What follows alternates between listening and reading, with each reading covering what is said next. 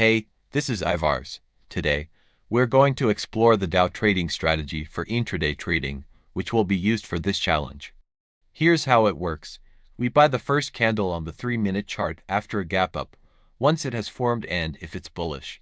Standard color for a bullish candle is green, but I've changed the colors for my charts, so bullish candles are shown as white.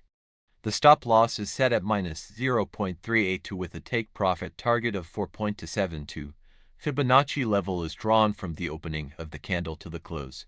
For a bullish candle, the level is drawn from the top to bottom, and vice versa for a bearish candle.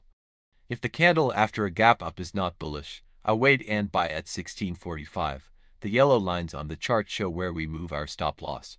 I move my stop loss up after the price reaches 1.618.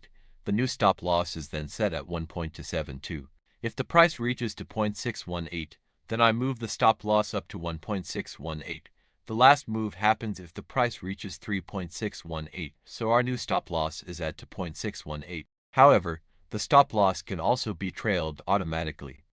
I prefer to start trailing automatically after 3.618.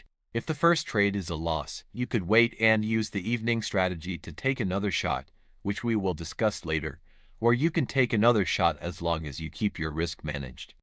If you traded the first candle, then you can take action again at 1645.